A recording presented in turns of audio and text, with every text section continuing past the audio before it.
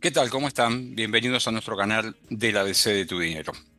Venimos transitando unos tiempos donde la macro, y en particular la macro en lo que tiene que ver con la parte financiera, funciona muy alineada con los planes. Y esto significa reducción de la inflación, mantenimiento del superávit, comportamiento de los tipos de cambio financieros muy particulares en cuanto a su cotización, una tendencia a la baja, un acortamiento en la brecha. Y bueno, cuando se producen estos fenómenos, uno puede decir, se viene una tendencia sostenida así, o también puede pensar, ¿por qué no?, en la alternativa de pensar un escenario diferente. No digo catastrófico en cuanto a un comportamiento y unas alzas abruptas en los tipos de cambio, pero un momento donde los rendimientos se empiezan a aplanar y esto puede llevar a tornar atractiva la idea de una dolarización parcial de las carteras de cada uno de nosotros. Así que vamos a compartir hoy esta idea, cuando se acerca el fin del año, sobre la posibilidad de dolarizar, ¿no? Dolarizar nuestras tenencias o nuestros flujos. Siempre decimos que hay que distinguir entre lo que es el stock de nuestras inversiones, de nuestros ahorros, en qué los tenemos invertidos, y el flujo, si somos capaces de generarlo, y una porción de este flujo poderlo ahorrar. Decimos así, entonces, ¿no? Dolarización de fin de año. ¿No? Siempre el fin de año es como que es un momento particular, a pesar de que el día siguiente no cambia demasiado las cosas, en un tiempo donde hay una euforia por el peso. Eso es un dato. Eh, Vamos a ir repasando algunas cuestiones, ¿no?, que pueden llevarnos a tomar decisiones que ya anticipo, creo que tienen que ser pausadas, no bruscas. ¿Es un país bimonetario la Argentina? La respuesta es sí, y sus monedas lo reflejan. Solo que en este año en particular, 2024, asistimos, como decimos aquí, a un renacimiento del peso, ¿no? Puede generarle confianza en la permanencia de esta cuestión, pero el peso ha tenido un comportamiento diferente. Las inversiones en pesos han tenido rendimientos que han permitido rendimientos en dólares, ¿sí? Realmente sorprendentes, realmente sorprendentes. Este renacimiento viene de la mano de una inflación que desciende, que tasas de interés que en muchos casos se anticiparon a esta baja de la inflación y dieron, digamos, saltos más bruscos, y eso movió un poco el amperímetro de los tipos de cambio, pero hay como una tendencia a una convergencia a valores más bajos, por muchas razones. Se mantiene la idea del superávit fiscal y financiero. En esto siempre hay que poner el foco, que ese superávit financiero es de donde van a salir los recursos para atender los compromisos en pesos y en dólares, para atender una deuda muy importante que tiene el Estado Nacional. El riesgo país, en el marco de las inversiones, también los bonos soberanos han mejorado sus paridades. Eso redujo los rendimientos, ¿no?, que tienen estos títulos. Todavía, para hablar de un riesgo país estable, primero, y segundo, todavía más cercano a valores que le permitan a la Argentina salir al mercado, como se dice, falta, ¿no? Falta porque estamos en un nivel de riesgo país cercano a los 700 puntos, y uno podría pensar en valores más cercanos a 300, 400, como para plantearse esta opción. Las reservas están en alza. Vamos a hacer algunos comentarios también respecto de esto. Con un cierre de año, yo digo, con reservas en alza también, en parte, no tanto por el aumento de la oferta, puede haber un factor extraordinario que es el blanqueo, pero básicamente también por una disminución de la demanda de dólares. Vamos a hablar de ese punto. ¿Qué pasa del otro lado? ¿Qué pasa con los dólares en esta economía bimonetaria, ¿no? O se habla de una equivalencia de monedas, si querés llamar así, ¿no? Donde uno puede moverse en pesos o en dólares. Empiezan a aparecer transacciones que son habilitadas como tal para hacerse en dólares en lugar de pesos. Eso reduce, ante la ausencia de pesos, reduce la presión porque empiezan a aparecer dólares que estaban atesorados o invertidos y los rendimientos de esas inversiones podían no resultar atractivos.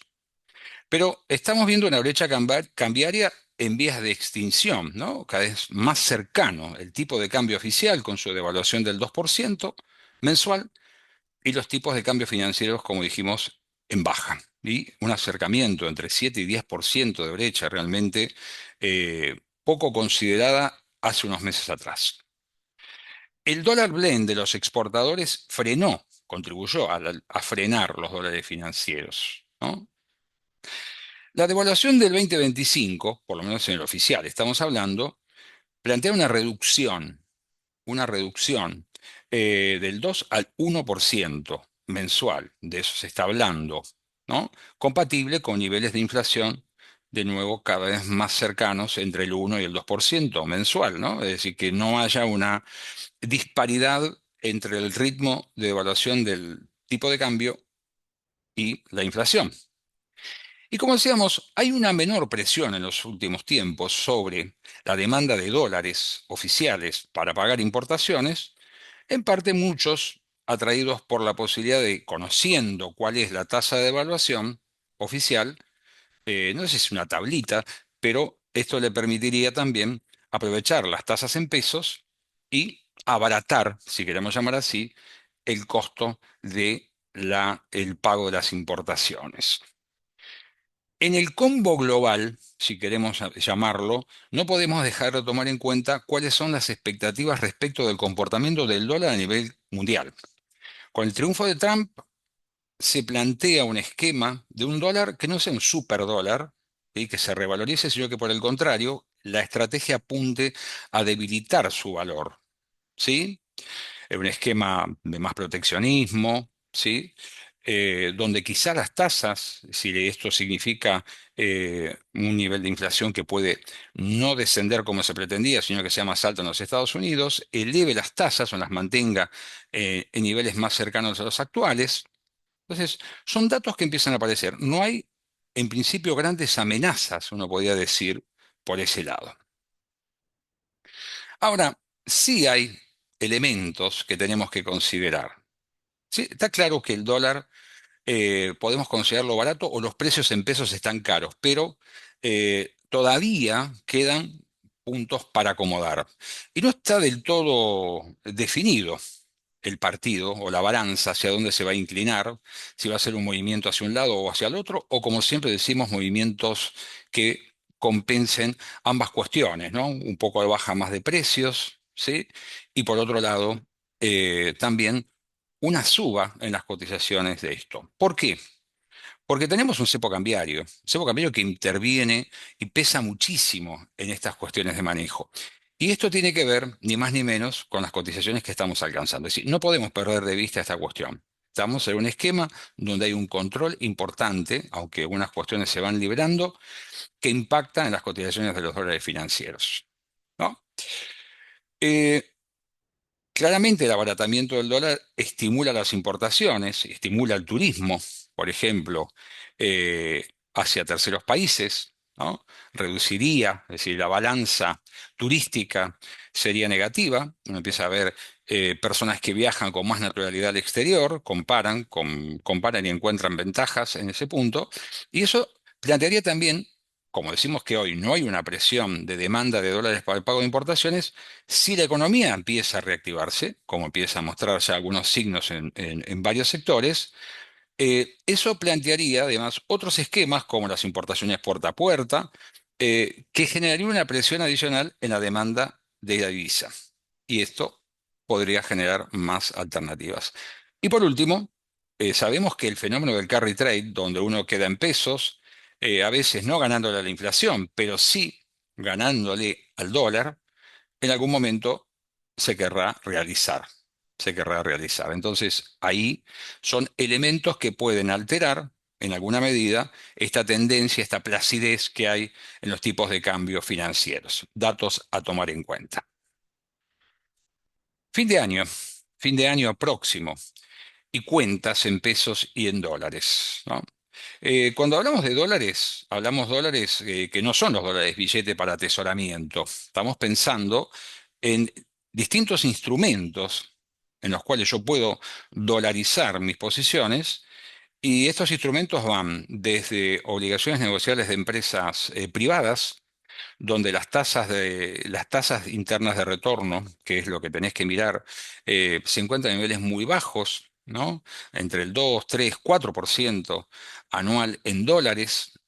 Más allá de que la tasa que pague el bono sea más alta, el rendimiento, como están tan sobredemandados, el rendimiento es más bajo.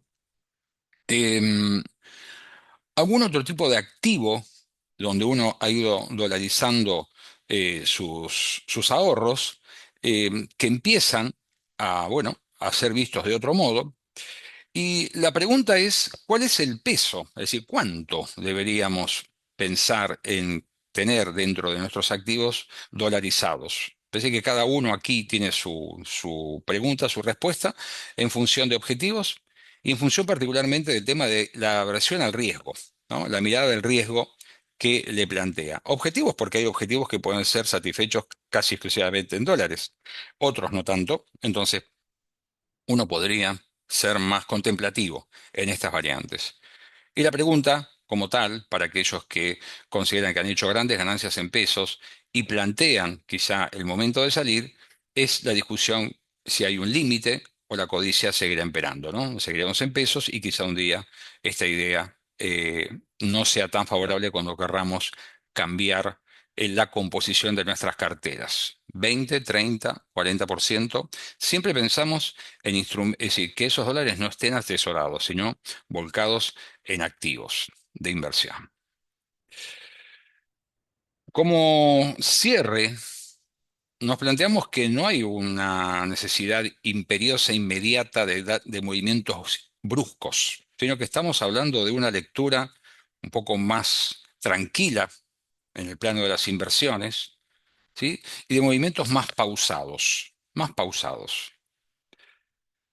Como decíamos, si vamos a elegir eh, tenencia dolarizada, tenemos que pensar qué porcentaje, qué tipo de inversión y qué rendimientos vamos a obtener, ¿sí? ¿Qué rendimientos vamos a obtener?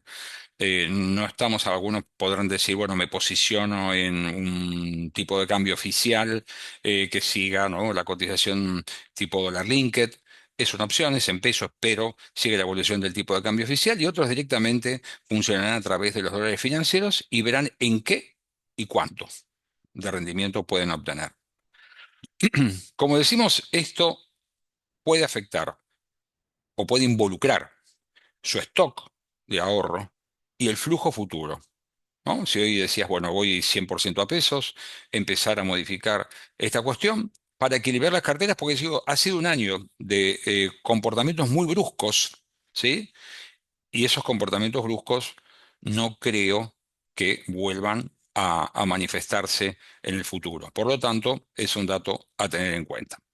Año que el que viene es un año donde hay un test electoral importante, el 2025, y donde uno esperaría la consolidación de un esquema, hay que ver si esto se cumple, pero en este año de apuestas siempre los años electorales plantean esta temática donde decimos, bueno, quizá es momento de cubrirse un poco más saliendo de nuestras posiciones en pesos. Un tema para considerar entonces, después uno podrá, ya digo, evaluar en qué tipo de activos se dolariza, pero me parece que es un momento también donde uno empieza a considerar con la tranquilidad correspondiente y los objetivos y la apetencia de riesgo que tiene en qué posicionarse. Como siempre, les agradecemos que nos sigan, que se suscriban a nuestro canal, le den me gusta, activen la campanita para estar atentos siempre a los contenidos que subimos para tener más y mejor educación financiera. Muchas gracias.